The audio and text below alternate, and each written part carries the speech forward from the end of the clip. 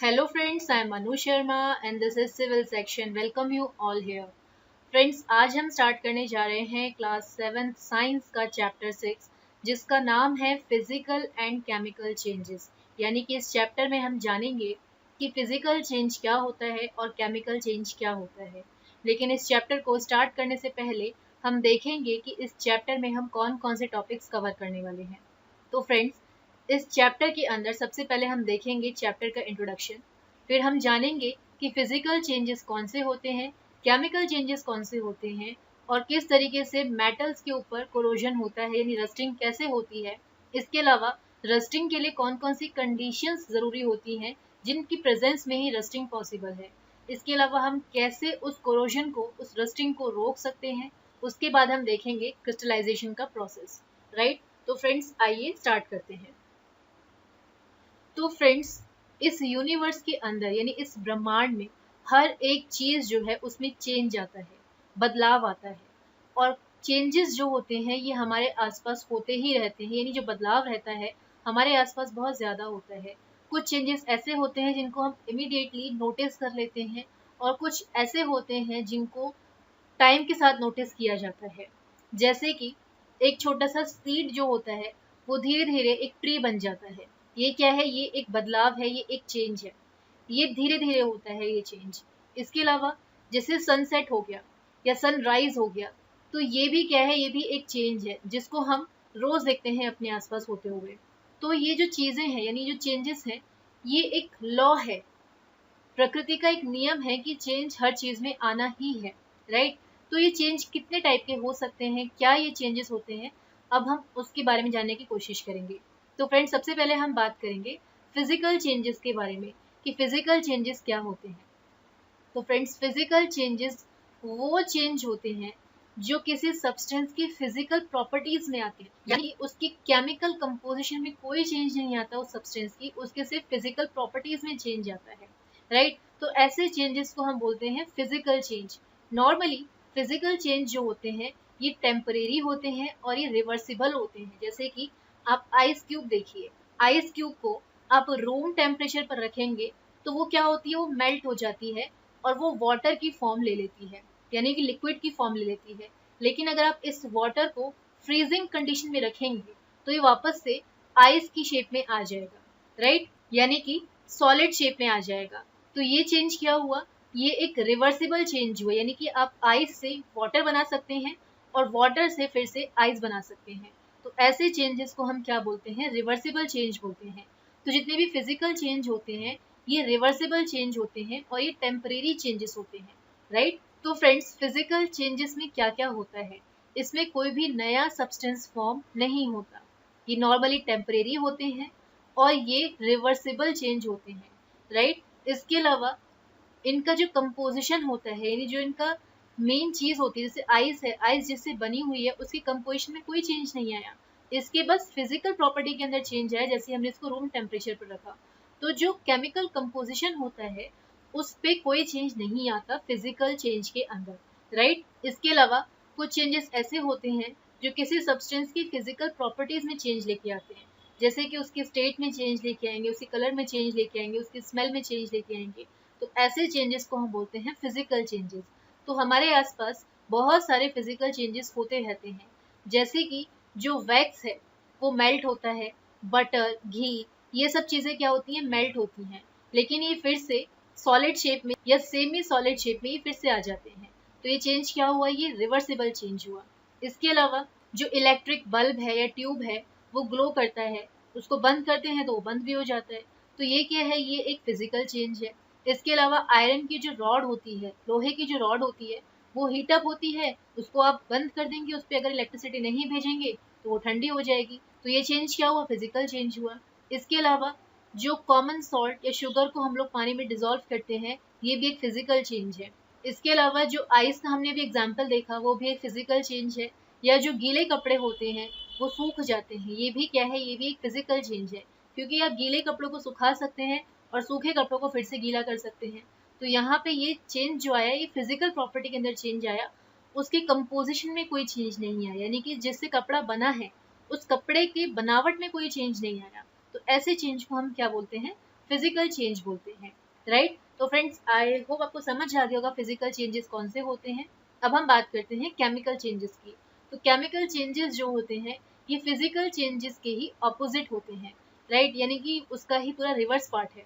तो जो chemical changes होते हैं ये वो चेंजेस होते हैं जिसमें कोई नया सब्सटेंस फॉर्म होता है, यानी जैसे ही आप दो चीज़ों का रिएक्शन करवाएंगे तुरंत से कोई एक नई चीज़ फॉर्म होती है। तो ऐसे चेंजेस को हम केमिकल चेंज कहते हैं, राइट। तो इसके अंदर पूरा केमिकल कंपोजिशन की प्रॉपर्टीज में चेंज आता है, और ये जो चेंज होते हैं ये इरिवर्सिबल होते हैं और परमानेंट चेंज होते हैं। यानी कि अगर आप किसी वुड को बर्न कर देते हैं तो आप वापस से उससे वुड नहीं बना सकते, राइट। तो ये चेंज क्या हुआ, ये इरिवर्सिबल चेंज हुआ और एक परमानेंट चेंज हुआ, राइट। तो केमिकल चेंज में क्या क्या होता है, तो फ्रेंड्स जब भी केमिकल चेंज होता है तो उससे एक या एक से ज्यादा न्यू सब्सटेंस जो है वो फॉर्म होते हैं। ये जो चेंजेस होते हैं नॉर्मली इरिवर्सिबल होते हैं और ये परमानेंट चेंज होते हैं। इस चेंज के अंदर जो सब्सटेंस की प्रॉपर्टीज होती हैं, यानी केमिकल प्रॉपर्टीज जो होती हैं उसकी कंपोजिशन में चेंज आता है। यहाँ पे फिजिकल प्रॉपर्टी में चेंज नहीं आया, पूरे के पूरे सब्सटेंस के अंदर चेंज आया। इसके अलावा जिस टाइम पे इनमें चेंज आता है उस टाइम ये हीट और लाइट को या तो रिलीज करते हैं या फिर एब्जॉर्ब करते हैं, राइट। तो ऐसे प्रोसेस को, ऐसे चेंज को हम क्या बोलते हैं, केमिकल चेंज बोलते हैं। तो ये हमारी एवरीडे लाइफ में बहुत जगह पर होता है, जैसे कि हमारे फूड का डाइजेशन होना, ये क्या है, ये एक केमिकल चेंज है। आयरन के ऊपर जंग लगना, यानी लोहे के ऊपर जंग जो लग जाता है इसको रस्ट बोलते हैं, वो भी एक केमिकल चेंज है। इसके अलावा एक सीड जो है वो प्लांट में ग्रो होता है, तो वो क्या है, वो भी केमिकल चेंज है, क्योंकि सीड प्लांट बन सकता है लेकिन प्लांट सीड नहीं बन सकता, राइट। तो ये क्या हुआ, एक केमिकल चेंज हुआ। इसके अलावा दूध से दही बनाना, वो भी एक केमिकल चेंज है। फ्रूट्स का पकना, यानी जो कच्चे फ्रूट्स होते हैं, फ्लावर होते हैं, वो फ्रूट्स बनते हैं, फ्रूट से फिर वो पक जाते हैं, मीठे फ्रूट्स बनते हैं, तो ये भी क्या है, ये भी केमिकल चेंज है। इसके अलावा जो फूड स्पॉइल हो जाता है वो भी एक केमिकल चेंज है, क्योंकि उस पर केमिकल रिएक्शन हुआ और इसकी वजह से फूड जो है हमारा खराब हो गया, तो आप उस फूड को फिर से ठीक नहीं कर सकते, तो ये भी क्या हुआ, ये भी केमिकल चेंज हुआ। इसके बाद बात करते हैं रेस्पिरेशन की। तो हमारी बॉडी के अंदर जो श्वसन क्रिया होती है, यानी जो रेस्पिरेशन होता है, वो भी क्या है, वो भी एक केमिकल चेंज है। इसको डिटेल में हम पढ़ेंगे रेस्पिरेशन वाले चैप्टर में, लेकिन अभी के लिए आप याद रखिए कि ये एक केमिकल चेंज है। इसके अलावा जो हम कंपोस्ट फॉर्म करते हैं, यानी मैन्योर जो हम तैयार करते हैं, वो भी क्या है, वो भी एक केमिकल चेंज है। तो फ्रेंड्स आई होप आपको समझ आ गया होगा कि फिजिकल चेंजेस क्या होते हैं और केमिकल चेंजेस क्या होते हैं। तो एग्जाम में कई बार इनके बीच में डिफरेंस पूछ लिया जाता है कि right the difference between physical changes and chemical changes. तो आप, मुझे लगता है कि आप इजीली लिख पाएंगे कि केमिकल चेंजेस क्या होते हैं और फिजिकल चेंजेस क्या होते हैं, राइट। अब हम देखते हैं हमारा नेक्स्ट टॉपिक, जिसमें हम बात करेंगे मेटल की कोरोजन की, कि जो मेटल्स होते हैं उनके ऊपर रस्ट लग जाता है, जंग लग जाती है, यानी वो कोरोड हो जाते हैं, तो ये क्यों होते हैं और कैसे हम इसको प्रोटेक्ट कर सकते हैं। तो फ्रेंड्स जैसे कि आयरन के जो आर्टिकल्स होते हैं, यानी कि जो लोहे के बने हुए सामान होता है या जो बर्तन होते हैं, अगर आप उसको एयर में रख देंगे, यानी मॉइस्ट एयर जो होती है, नमी वाली जो एयर होती है, हवा होती है, उसमें अगर आप रख देंगे तो क्या होता है, उसके ऊपर एक रेडिश ब्राउन करके एक कोटिंग उसके ऊपर चढ़ जाती है, यानी कि धीरे धीरे वो थोड़ा सा रेडिश या ब्राउन कलर का होने लग जाता है, तो उसको क्या बोलते हैं, उसको रस्ट बोलते हैं। और ये जो प्रोसेस है रस्ट के लगने का किसी आयरन के ऑब्जेक्ट के ऊपर या किसी भी मेटल के ऑब्जेक्ट के ऊपर, उस प्रोसेस को रस्टिंग कहा जाता है, और ये एक स्लो ऑक्सीडेशन प्रोसेस है, राइट। तो नॉर्मली आयरन के जो आर्टिकल्स होते हैं उस पर रस्टिंग ज्यादा होती है। इसके अलावा जो एल्यूमिनियम के वेसल्स होते हैं वो भी कॉरोड हो जाते हैं, यानी जो एल्यूमिनियम के वेसल्स या बर्तन वगैरह जो हैं उनका कलर डल ग्रे हो जाता है और बहुत जल्दी हो जाता है अगर आप इसको मॉइस्ट एयर में रखेंगे, तो ये भी क्या है, ये भी एक कोरोजन है। इसके अलावा जो कॉपर के बर्तन होते हैं या कॉपर का जो सामान होता है वो भी अपनी शाइन को लूज कर देते हैं अगर उनको लगातार मॉइस्ट एयर में रखा जा रहा है या फिर उनको मॉइस्ट एयर में एक्सपोज किया जा रहा है और इनके ऊपर एक ग्रीन कोटिंग जो है वो लगने लगती है, तो इसको बोलते हैं कोरोजन। इसके अलावा जो सिल्वर के ऑर्नामेंट्स होते हैं, यानी कि जो चांदी की ज्वेलरी होती है, वो धीरे धीरे काली पड़ने लगती है, तो ये भी क्या है, ये भी कोरोजन का ही एक एग्जाम्पल है। तो फ्रेंड्स ऐसा प्रोसेस जिसमें मेटल्स जो हैं वो नॉर्मल एटमॉस्फेरिक कंडीशन के अंदर आने पर ऑक्सीडाइज्ड हो जाते हैं, यानी कि जैसे ही वो मॉइस्चर वाली एयर की कंडीशन में आएंगे, उनके ऊपर एक लेयर चढ़नी स्टार्ट हो जाती है, वो ऑक्सीडाइज हो जाते हैं, तो उस प्रोसेस को हम बोलते हैं कोरोजन, राइट। तो फ्रेंड्स कोरोजन जो है ये मेटल के ऊपर बहुत ज़्यादा होती है, यानी जो मेटल का सामान होता है उस पर कोरोजन बहुत ज़्यादा होती है, और इसकी वजह से हर साल किसी भी कंट्री को, किसी भी राष्ट्र को बहुत ज़्यादा इकोनॉमिक लॉस होता है, यानी पैसे से रिलेटेड बहुत ज़्यादा लॉस हो जाता है। ऐसा माना जाता है, यानी कि एस्टिमेट किया गया है कि पूरे वर्ल्ड में जितना भी आयरन का प्रोडक्शन होता है, यानी जितना भी लोहा प्रोड्यूस किया जाता है, उसमें से 15% यानी 15% जो है वो डिस्ट्रॉय हो जाता है जस्ट बिकॉज ऑफ कोरोजन, यानी कि इतने बड़े लेवल पे जो हमारा मेटल है वो बर्बाद हो जाता है कोरोजन की वजह से। इसके अलावा कोरोजन जो है इससे नेशनल इकोनॉमी को भी बहुत सीरियस लॉस होता है, क्योंकि अगर इतने बड़े लेवल पे मेटल खराब होने लगेगा तो ऑब्वियस सी बात है कि हमारी इकोनॉमी पे उसका असर पड़ना शुरू हो जाएगा, हमारे देश की इकोनॉमी पे असर पड़ेगा उसका, राइट। इसके अलावा कोरोजन की वजह से बहुत सारे एक्सीडेंट्स भी हो जाते हैं, जैसे कि जो ब्रिजेस हैं जब वो पुराने होने लगते हैं या वो बहुत ज़्यादा कॉरोड हो जाते हैं तो वो गिर जाते हैं, बिल्डिंग के स्ट्रक्चर्स गिर जाते हैं, तो इससे क्या होता है, इससे लाइफ का भी नुकसान होता है और प्रॉपर्टी का भी नुकसान हो रहा है। इसके अलावा इकोनॉमिक कंडीशन का भी बहुत ज़्यादा लॉस होता है, राइट। तो कोरोजन जो है ये एक बहुत ही सीरियस प्रॉब्लम है, तो ज़रूरी है कि इस प्रॉब्लम के ऊपर ध्यान दिया जाए और इसको ठीक किया जाए। तो सबसे पहले तो हमें देखना पड़ेगा कि रस्टिंग के लिए कौन सी दो कंडीशन बहुत ज़्यादा इंपॉर्टेंट होती है। पहली चीज़ होती है ऑक्सीजन, यानी कि जो एयर होती है मॉइस्ट एयर वो ज़रूरी होती है, और दूसरी चीज़ वाटर, यानी कि अगर मेटल को इजीली एयर सप्लाई हो रही है और वाटर सप्लाई हो रहा है तो वो कोरोड होना शुरू हो जाता है, राइट। तो हमें इस कोरोजन से अगर बचना है तो हम डिफरेंट डिफरेंट मेथड्स यूज़ कर सकते हैं। तो हम किस तरीके से इस कोरोजन को प्रिवेंट करते हैं, इसको रोकते हैं, तो फ्रेंड्स इसके कुछ डिफरेंट डिफरेंट तरीके होते हैं। हमें पता है प्रॉब्लम कहाँ पर है कि अगर आप मेटल को एयर और वाटर में एक्सपोज कर देंगे तो उसके ऊपर क्या होगा, उसके ऊपर कोरोजन होना स्टार्ट हो जाएगा, राइट। तो सोल्यूशन क्या होगा कि इसकी सप्लाई को कट कर दो। अब इसकी सप्लाई को हम कट कैसे कर सकते हैं, तो फ्रेंड्स सबसे कॉमन तरीका तो ये है जो अपने घरों में नॉर्मली इस्तेमाल करते हैं, मेटल के ऊपर ऑयल और ग्रीस की कोटिंग कर दी जाती है, यानी कि अगर आप लोहे के ऊपर या कोई भी मेटल का सामान है उसके ऊपर ऑयल लगा देते हैं या ग्रीजिंग कर देते हैं तो इससे क्या होता है वो एयर और वाटर के कांटेक्ट में नहीं आता।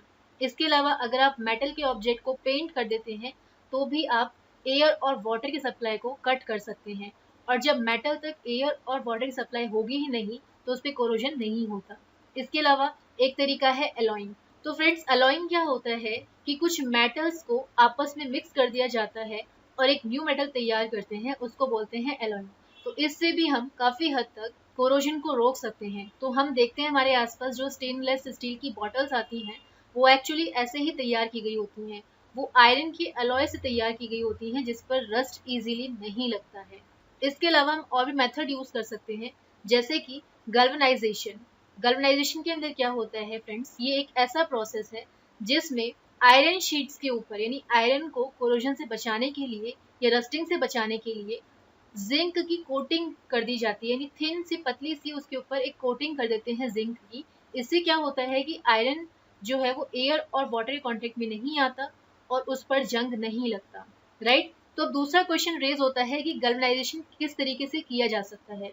तो फ्रेंड्स जो आयरन की शीट होती है उसको मॉल्टन जिंक में डिप किया जाता है, यानी कि जो पिघला हुआ जिंक होता है उसके अंदर क्या करते हैं आयरन की शीट को डाल देते हैं, डिप कर देते हैं। तो इससे क्या होगा कि जो आयरन प्लेट है या आयरन शीट है उसके ऊपर जिंक की कोटिंग हो जाएगी, और जब जिंक की कोटिंग हो जाएगी तो ये प्रोसेस क्या होता है, इस प्रोसेस को बोलते हैं हम लोग गैल्वेनाइजेशन, राइट। और इससे क्या होगा कि आप काफ़ी हद तक रस्टिंग को रोक सकते हैं, यानी कि आप अपने मेटल को कोरोड होने से बचा सकते हैं। तो गैल्वेनाइजेशन का जो प्रोसेस है इसको बहुत सारे जगह पर हम लोग यूज़ कर सकते हैं, यानी मेटल के ऊपर यूज़ कर सकते हैं उस पर्टिकुलर मेटल को कोरोजन से बचाने के लिए। नेक्स्ट मेथड है टिनिंग। टिनिंग के अंदर क्या होता है फ्रेंड्स कि जो मेटल होता है मेटल के ऊपर टिन की कोटिंग कर दी जाती है, तो उस प्रोसेस को बोलते हैं टिनिंग। तो फ्रेंड्स टिनिंग भी क्या हेल्प करता है, ये भी कोरोजन से मेटल को बचाने में हेल्प करता है, राइट। तो जो हमारे कुकिंग वेसल्स होते हैं, यानी जो खाना बनाने वाले बर्तन हमारे होते हैं जो कॉपर से बने हुए होते हैं या ब्रास से बने हुए होते हैं, उनके ऊपर टिन की ही कोटिंग होती है जिससे उनके ऊपर कोरोजन ना हो, राइट। तो फ्रेंड्स आई होप आपको ये चीज़ समझ आ गई होगी। अब हम देखते हैं हमारा नेक्स्ट मेथड जिसमें हम बात करेंगे इलेक्ट्रोप्लेटिंग की। तो फ्रेंड्स इलेक्ट्रोप्लेटिंग क्या होता है? इलेक्ट्रोप्लेटिंग का मतलब होता है कि एक पर्टिकुलर मेटल पर दूसरे किसी मेटल की लेयर को चढ़ाना, किसके थ्रू? इलेक्ट्रिसिटी के थ्रू। तो इस प्रोसेस को हम बोलते हैं इलेक्ट्रोप्लेटिंग, राइट? तो इससे भी हम क्या कर सकते हैं? कोरोजन को बहुत हद तक स्टॉप कर सकते हैं। जैसे कि जो हमारे स्पून्स होते हैं, या जो बाइसाइकिल के हैंडल्स होते हैं, या जो टैप्स होते हैं, ये सारे के सारे जो आइटम्स होते हैं या जो आर्टिकल्स होते हैं, ये इलेक्ट्रोप्लेटेड ही होते हैं। यानी कि एक मेटल के ऊपर दूसरे मेटल की लेयर चढ़ाई जाती है इलेक्ट्रिसिटी के थ्रू, कोरोजन से बचाने के लिए। उसी प्रोसेस को हम बोलते हैं इलेक्ट्रोप्लेटिंग। और नेक्स्ट मेथड है वो है एनोडाइजिंग। एनोडाइजिंग में क्या होता है कि कुछ मेटल जैसे कि एल्यूमिनियम हो गया या कॉपर हो गया, तो ये जो मेटल होते हैं इनके ऊपर एक पतली सी और एक स्ट्रॉन्ग फिल्म जो होती है ऑक्साइड्स की, उसकी कोटिंग की जाती है। तो ये चीज आपको याद रखनी है कि एल्यूमिनियम कॉपर जैसे जो मेटल होते हैं उनके ऊपर इलेक्ट्रिकली ये कोटिंग की जाती है, राइट? और किसी कोटिंग की जाती है? ऑक्साइड की कोटिंग की जाती है, जिससे क्या होता है, हम उसको काफी हद तक कोरोजन से बचा सकते हैं। तो फ्रेंड्स एनोडाइज्ड एल्यूमिनियम आर्टिकल्स कौन कौन से होते हैं? जैसे कि जो सोप केसेस होते हैं जिसमें साबुन वगैरह रखा जाता है, या जो हैंडल्स होते हैं, या जो डोर नॉब्स होते हैं, यानी कि जिससे गेट को खोलते हैं ना, डोर के जो नॉब्स रहते हैं जिसको पकड़ के आप गेट को खोलते हो या बंद करते हो, उनके ऊपर एनोडाइजिंग टेक्निक ही यूज की जाती है, राइट? तो फ्रेंड्स आई होप आपको समझ आ गया होगा कि किस तरीके से हम मेटल को कोरोजन से बचा सकते हैं। अब हम देखते हैं हमारा नेक्स्ट टॉपिक, जिसमें हम बात करेंगे क्रिस्टलाइजेशन के बारे में। कि क्रिस्टलाइजेशन क्या होता है? ये एक ऐसा प्रोसेस है जिसमें हम हॉट सैचुरेटेड सोल्यूशन की हेल्प से प्योर सब्सटेंस को सेपरेट करते हैं क्रिस्टल की फॉर्म में। इस प्रोसेस को बोलते हैं क्रिस्टलाइजेशन। तो फ्रेंड्स इसको हम समझ सकते हैं एक एग्जाम्पल की हेल्प से। जैसे कि आप एक शुगर सोल्यूशन लीजिए। शुगर सोल्यूशन का मतलब क्या होता है कि आपको पानी के अंदर क्या करना है, चीनी यानी कि जो शुगर होता है उसको डिजोल्व करना है, राइट? और फिर आपको क्या करना है, इस शुगर सोल्यूशन को हीट करना है, यानी कि इसको अब हीट प्रोवाइड करनी है। और इसमें आपको तब तक शुगर को डिजोल्व करना है जब तक कि इसमें शुगर जो है वो डिजोल्व होनी बंद ना हो जाए, यानी कि सोल्यूशन जो है ये पूरी तरीके से सैचुरेट ना हो जाए। सैचुरेट का मतलब क्या होता है? एक ऐसा पॉइंट जब उस पर्टिकुलर सब्सटेंस में आप ज्यादा दूसरे सब्सटेंस को नहीं डिजोल्व कर सकते, उस पॉइंट को, उस पर्टिकुलर सोल्यूशन को हम क्या बोलते हैं? सैचुरेटेड सोल्यूशन बोलते हैं। तो जैसे ही आप देखते हैं कि इस पानी के अंदर जो शुगर है वो अब डिजोल्व नहीं हो पा रहा है, तो वो क्या हो जाएगा सोल्यूशन? वो सैचुरेटेड सोल्यूशन हो जाएगा। और ये जो हॉट लिक्विड है, आप इसको क्या करते हैं, आप इसको कूल कर लेते हैं। जब ये ठंडा हो जाएगा, ठंडा होने के बाद आप देखेंगे कि इसके अंदर वापस से आपको शुगर के क्रिस्टल्स नजर आने स्टार्ट हो जाएंगे। तो ये प्रोसेस क्या होता है? इस प्रोसेस को बोलते हैं क्रिस्टलाइजेशन। तो फ्रेंड्स आई होप आपको समझ आ गया होगा कि क्रिस्टलाइजेशन का प्रोसेस क्या होता है। और ये चैप्टर जो है यहीं पे ख़त्म होता है। फ्रेंड्स अगर आपको ये चैप्टर देखने के बाद या समझने के बाद कोई डाउट आता है, तो आप अपने डाउट को हमसे डिफरेंट डिफरेंट सोर्सेज पर पूछ सकते हैं। जैसे कि आप अपने डाउट को हमसे यूट्यूब के कमेंट सेक्शन में पूछ सकते हैं। आप हमें फेसबुक पेज पर भी फॉलो कर सकते हैं, जिसका लिंक हम आपको डिस्क्रिप्शन बॉक्स में देंगे। आप हमें ट्विटर पर भी फॉलो कर सकते हैं। हमारा ट्विटर हैंडल है @civilsection। इसके अलावा आप हमें अपना डाउट मेल भी कर सकते हैं। हमारा ईमेल एड्रेस है civilsection2018@gmail.com। और फ्रेंड्स आप अपने डाउट हमारी वेबसाइट पर भी पुट कर सकते हैं, जिसका एड्रेस है www.civilsection.com। और फ्रेंड्स अगर आपको लगता है कि हमें हमारे वीडियोस में कुछ इंप्रूवमेंट की ज़रूरत है, तो आप हमें सजेस्ट भी कर सकते हैं। अगर आपके सजेशंस हमें पसंद आएंगे तो हम उन्हें अपने आने वाले वीडियोस में ज़रूर शामिल करेंगे। तो फ्रेंड्स मिलते हैं हमारे नेक्स्ट वीडियो में। तब तक के लिए bye bye and thank you.